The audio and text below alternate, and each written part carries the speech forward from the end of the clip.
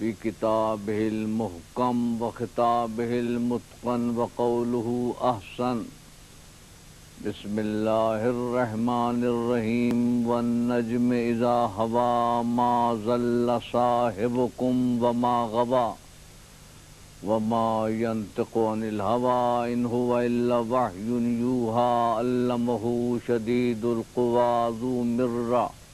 فاستوى وهو بالأفق الأعلى ثم دنا فتدلى وكان قاب قوسين أو أدنى فأوحى إلى عبده ما أوحى.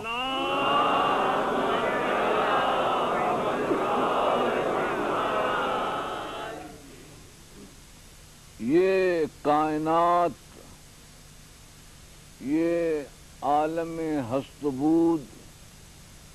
خواہ تمثل اسماء حسنہ کا نتیجہ ہو یا تحیز اسماء توقیفیہ کا اثر، یا رب النو کی مصوری ہو یا ہرمس الحرامسا کی صورت گری، صادر اول کی تخلیق ہو یا عقل نخستی کی تشکیل، عالم مثال کا عکس و ظلال ہو یا قانون ارتقاء کا فیض جمال،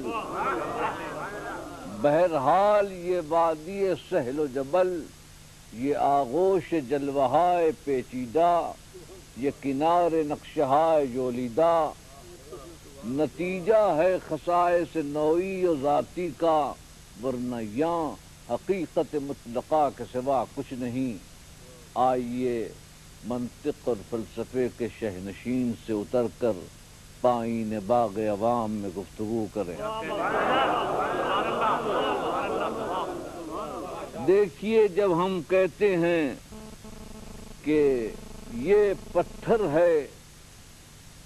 عقیق ہو کہ زمرد، یہ درخت ہے آم ہو یا امرود، یہ جانور ہے فرس ہو یا شیر، یہ آدمی ہے زید ہو کہ بکر، یہ فرشتہ ہے میکائیل ہو کہ جبرائیل، یہ جن ہے ابلیس ہو کہ زعفر۔ تو اے دانشوران ملت، آپ نے کبھی سوچا کہ وہ کون سی صفت ممیزہ تھی، وہ کون سی لازم ذاتیہ تھی، وہ کون سی حیت خاصہ تھی جس نے پتھر کو پتھر بنایا، درخت کو درخت بنایا، جانور کو جانور بنایا، فرشتے کو فرشتہ بنایا۔ اگر کہیے کہ وجود مطلق تو وہ ہر ایک میں جاری تھا، اگر کہیے کہ فیض جاعل تو وہ ہر ایک پر طاری تھا، اگر کہیے قوت انفعالیہ تو وہ ہر ایک پر مشتمل تھی، اگر کہیے کہ عکس مثال تو وہ ہر ایک پر حاوی تھا۔ تو وہ کون سی حد تھی جس نے محدود کیا، اور وہ کون سی سد تھی جس نے مسدود کیا؟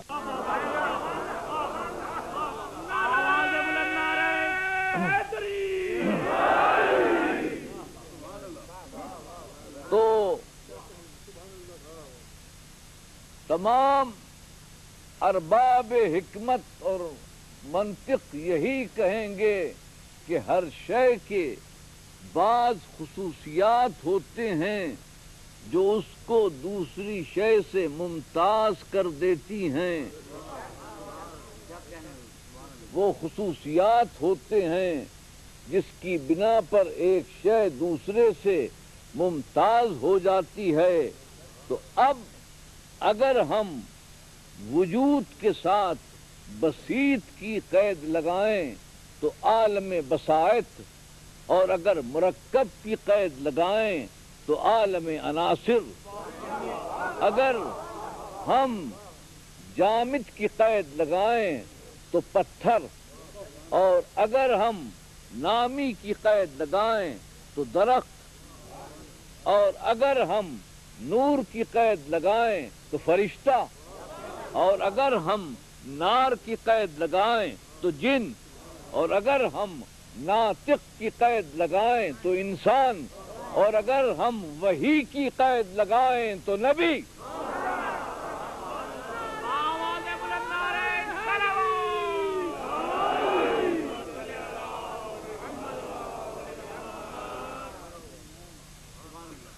تو معلوم ہوا کہ نبوت ایک درجہ اعلیٰ اور عرفہ ہے، اور انسانیت کا مقام آخر ہے۔ یہ آج ہم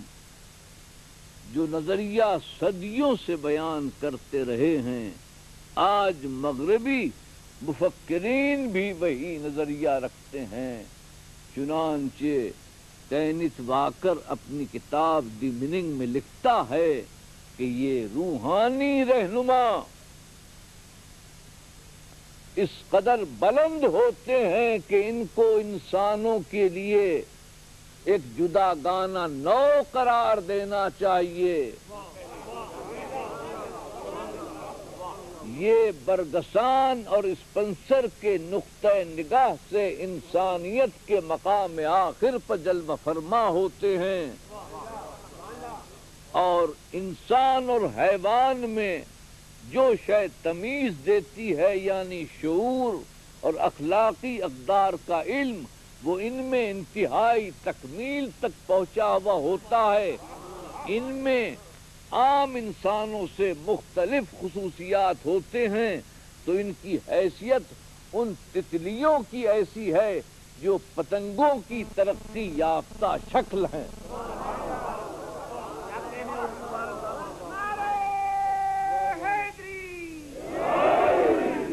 تو اب آپ نے دیکھا کہ مغربی مفکرین بھی اس نقطۂ نگاہ پر آ گئے کہ یہ انبیاء کرام اور ہوتے ہیں اور ہم اور ہوتے ہیں۔ ان کا سامعہ، ان کا باصرہ، ان کا ناطقہ، ان کا لامسہ، ان کا شامہ ہم سے مختلف ہوتا ہے۔ قال نوح رب لا تذر علی الارض من الکافرین دیارا انک ان تذرہم یضلوا عبادک ولا یلدوا الا فاجرا کفارا۔ نوح نے جب 900 سال محنت کرنے کے بعد، جد و جہد کرنے کے بعد یہ دیکھا کہ کفر کے پتھر میں کہیں سے نرمی نہیں آ رہی ہے، اور یہ محسوس کیا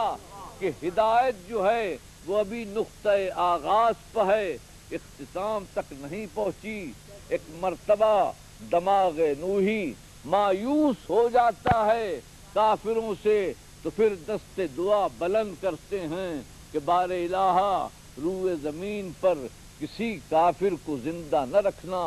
کیونکہ یہ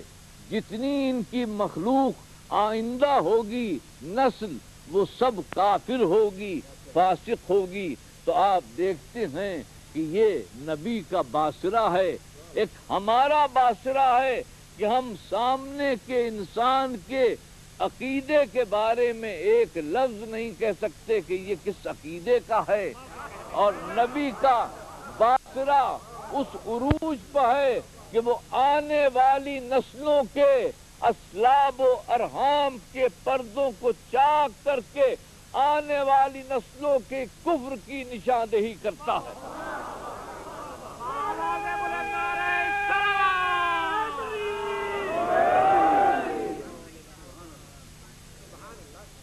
معلوم ہوا کہ ہمارا باصرہ اور ہے، نبی کا باصرہ اور ہے۔ اذن فی الناس بالحج یاتوک رجالا وعلی کل ضامر یاتین من کل فج عمیق۔ اے ابراہیم،